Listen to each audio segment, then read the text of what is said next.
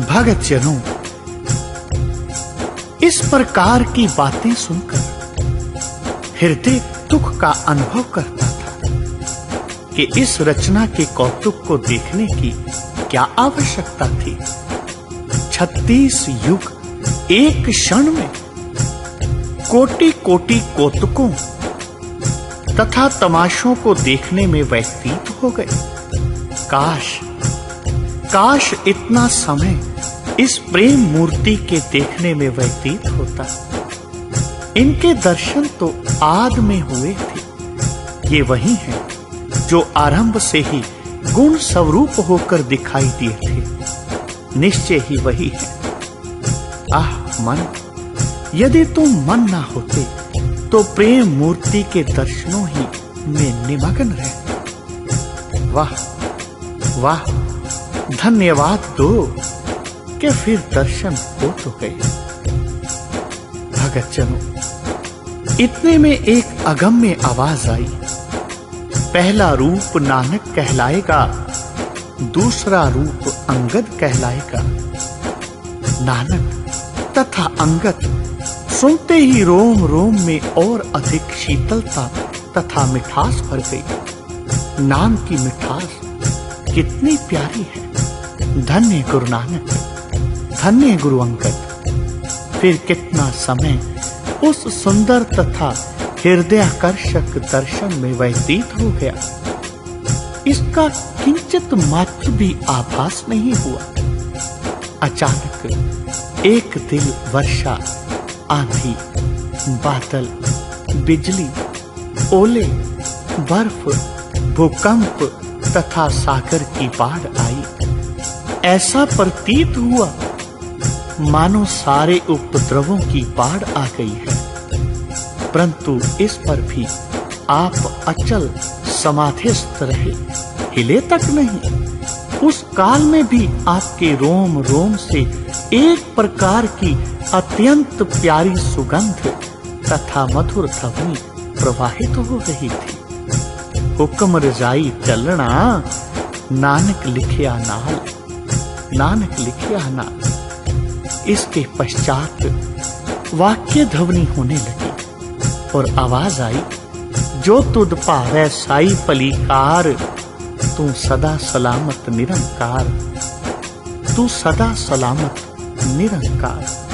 भगत जनों, अवस्था ये आ गई कि अब रोड़ों का, कंकड़ों का बिस्तर मखमल के समान हो गया। फिर वह सिंहासन बन गया और वह ऊपर की ओर उठा।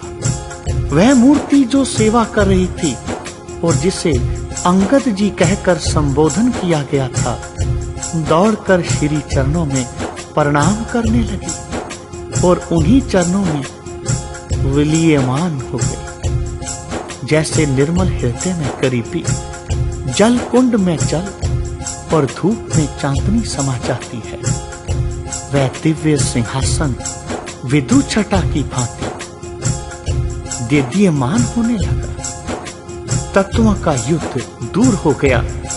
बाहरी दृष्टि से ऐसा अनुभव होता था कि वह सिंहासन पवन द्वारा अपने कंधों पर उठाया गया है। सिंहासन ऊपर की ओर उठता गया। इस काल में महान आश्चर्यजनक वाणी तथा प्रसन्नता के शब्द सुनाई देते थे। इसका वर्णन करना अत्यंत दुस्साध्य है।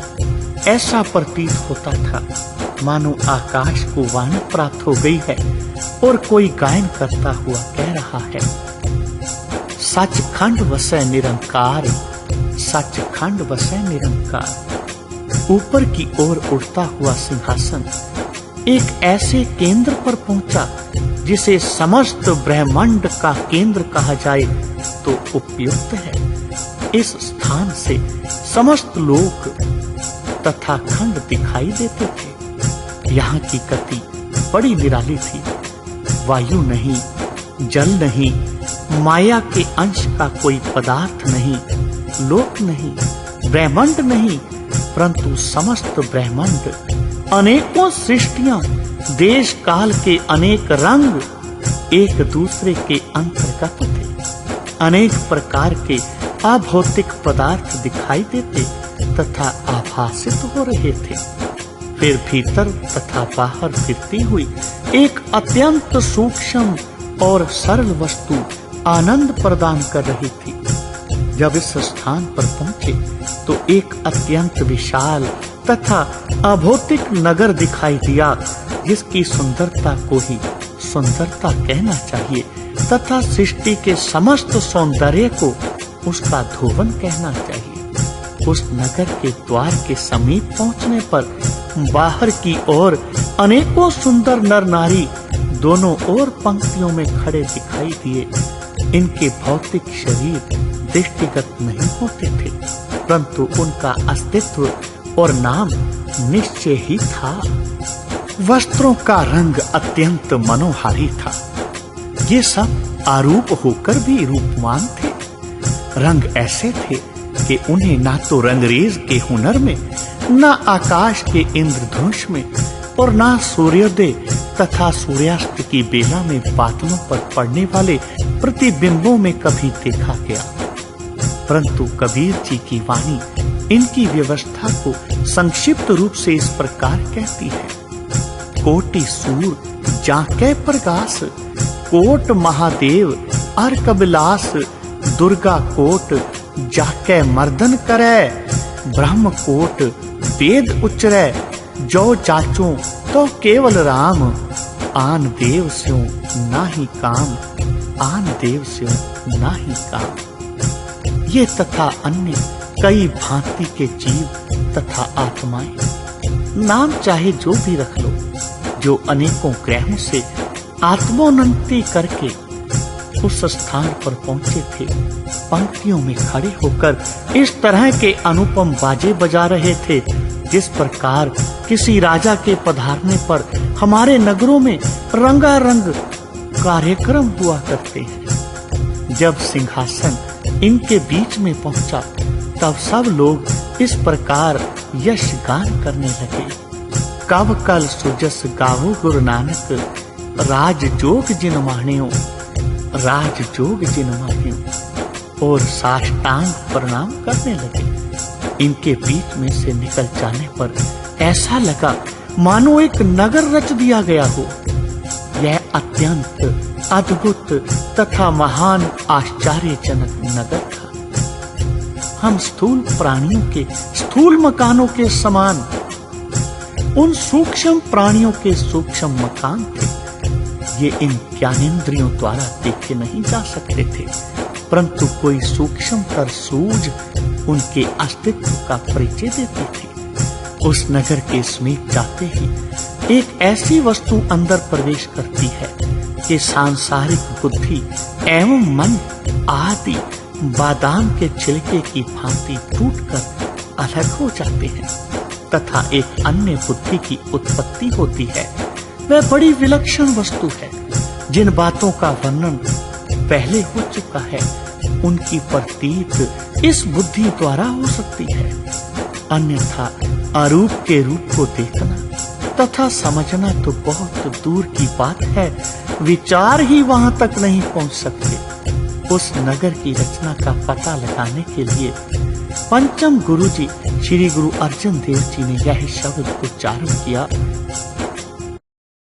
संत मंडल में हर मन वसै, संत मंडल में दुर्त सब नसै, संत मंडल में निर्मल रीत, संत संग होए एक प्रीत, संत मंडल तहाँ का नाओ, पार ब्रह्म केवल गुण गाओ, पार ब्रह्म केवल गुण गाओ।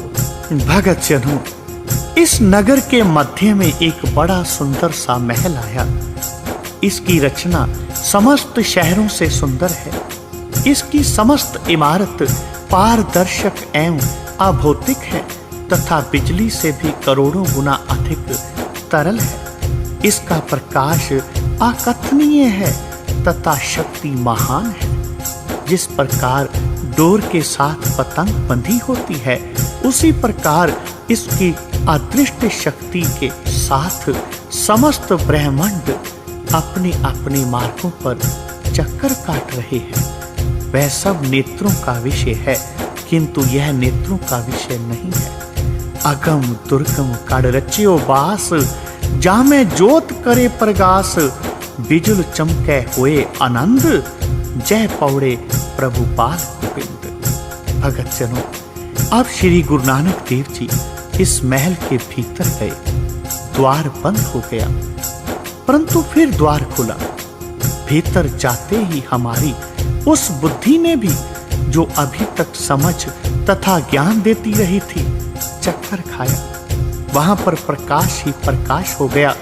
उस प्रकाश और तेज का वर्णन कदापि नहीं किया जा सकता। वह अकथनीय है, अकथनीय है। यही कहा जा सकता है, क्योंकि कहने से तो सीमा बंदी होती है, और वह असीम देश है। तनिक समय के पश्चात क्या दृष्टिगोचर होता है। विलंब तो वहां बिल्कुल हुआ ही नहीं। बस ऐसा लगा कि एक सुंदर भव्य सिंहासन पर, जिसका वर्णन पहले कर चुके हैं, ज्योतिर्मय परमात्मा, सर्व शक्तियों के अधिष्ठाता अकाल पुरुष जी विराजमान है। उनके सन्मुख प्रकाश स्वरूप श्री गुरु नानक देव जी बड़े प्रेम, श्रद्धा, भक्ति सहित, अहम रहित तथा अहम कहला सकने वाली प्रत्येक बात से निवृत्त हुए हैं, सत्य स्वरूप बने खड़े हैं। दोनों के बीच में प्रेम का एक ऐसा मिला देने वाला प्रवाह है, जो दोनों को एकता में लीन करता हुआ भक्ति की प्रेम वाली भिन्नता दिखा रहा है। इस दशम का वर्णन गुरु साहब गुरु अर्जन देव जी ने वाणी में इस प्रकार किया है। आगे तय पाछे नारायण, मद पाग हर प्रेम रसायन, हर प्रेम रसायन। आपके पीछे दोनों ओर प्रेम भक्ति के फल स्वरूप कई स्थानों तथा कई ब्रह्मांडों से सच्चे महल में आमंत्रित किए गए नामदेव, कबीर, त्रिलोचन आदि भगत तथा अन्य महान संत, अवतार एवं पैगंबर आदर सहित हाथ जोड़े खड़े थे तथा गुरु नानक जी की ओर अत्यंत श्रद्धा तथा प्रेम के साथ इस प्रकार आनंदमय होकर देखते थे, जैसे किसी राज दरबार में वहां के मंत्री तथा अन्य पार्षद अपने युवराज को देखते हैं। कबीर त्यायो एक रंग, नामदेव हर जियो बसै संग, रविदास त्याये प्रभु अनूप, गुरु नानक देव गोविंद रूप, गुरु नानक देव गोविंद रूप। इस समय भक्त गणों ने यह स्तुति की, परमाद पुरख मनोपिमं सत आद भावरतं, परम भूतं प्रकृत परं जद चिंत सर्वगतं, केवल राम नाम मनोरमं, बद अमृत तत्मयं, ना तनोत जस्मरणं, जन्म जराद मरण मय्यम। रहाव ऐसे अद्भुत अद्वितीय आनंदमय समय में श्री गुरु नानक देव जी के दैवी मुख से ऐसी स्तुति की सुगंधी निश्चित हो रही थी। ऐसा लगता था मानो वह कह रहे हों, वड्डे मेरे साहिबा अलख अपारा, क्यों कर करूं बेनंती, हो आँख न जाना, नदर करे ता साच पछाना, नदर करे ता साच पछाना। उधर परम आनंद स्वरूप श्री अकाल पुरुष जी के कौतुकों को देखकर ऐसा भास होता था कि वे श्री गुरु नानक देव जी को वरदान देकर महानता प्रदान कर रहे हैं। उस दशा का वर्णन इस प्रकार है। गुणनाद तुम आनंद वेद, कथत सुनत मुनि जना मिल संत मंडली, ज्ञान ध्यान मान दान मन रसक रसन नाम जपत तह पाप खंडली, जोग जुगत ज्ञान भुगत सुरत शब्द तत् बेते, जप तप अखंडली, ओत पोत मिले जोत, नानक कछु दुख ना डंडली। अब श्री गुरु नानक देव जी ने आनंद तथा कृतज्ञता का एक ऐसा आश्चर्यजनक कौतुक दिखाया जो इस शब्द से प्रतीत होता है। करता तू मैं मान निमाणे, मान महत नाम धन पल्लै, साचै शब्द समाणे। तू पूरा हम ऊरे होछे, तू गौरा हम हौरे। तुझ ही मन राते अहनस प्रभाते, हर रसना जप मन रे, हर रसना जप मन रे।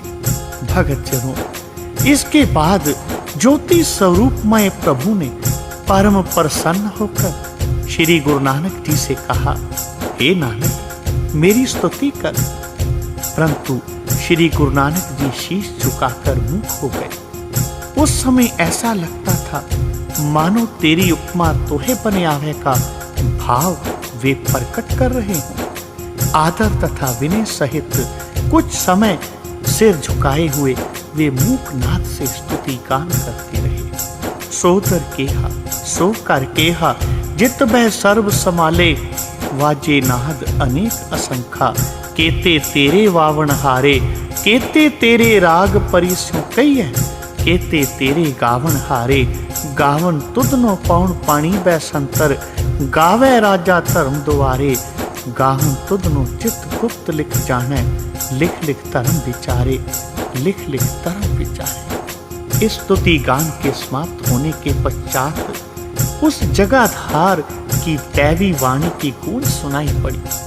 एक ओंकार सतनाम, कर्ता पुरख निरभव निर्वैर, अकाल मूरत आजूनी, सैभंग गुर प्रसाद जप। हे नानक, यह मेरे स्वरूप हैं, इसको स्मरण करें। तब श्री गुरु नानक देव जी ने कहा, आद सच जुगाद सच, है भी सच, नानक होसी भी सच, नानक होसी भी सच। यह सुनकर परम कृपालु प्रभु जी ऐसे प्रसन्न हुए कि दोनों की ज्योतियों का प्रेम संबंध जल और दूध की भांति हिल मिलकर एकाएक हो गया। तीन वस्तुओं के स्थान पर एक ही रंग छा गया और चारों ओर प्रेम की एक ही भावना प्रकट हो गई। यहाँ कोई दृष्टि भी कार्य नहीं कर सकती। इस प्रेम के पर्दे के पीछे क्या है, इसका ज्ञान उसी को हो सकता है जिसने इस दशा की अनुभूति की है। समस्त अवतार, पैगंबर, भक्त तथा संत आदि इस समय के तेज के आनंद में आकर दंडवत करने लगे और एक तू ही के रंग में निमग्न हो गए। भगत जनों, इस प्रकार गुरु नानक देव जी सचखंड में उस अकाल पुरुष परमात्मा के सामने उसका ही रूप, उसका वरदान लेकर संसार में प्रकट हुए और लोगों को उसके दिए हुए उपदेश के साथ, उसके नाम के साथ जोड़ते हुए अपने इस जीवन में महान कार्य करते हुए आगे चलते रहे। बोलो जी पाई जी वाहे गुरु वाहे गुरु वाहे गुरु।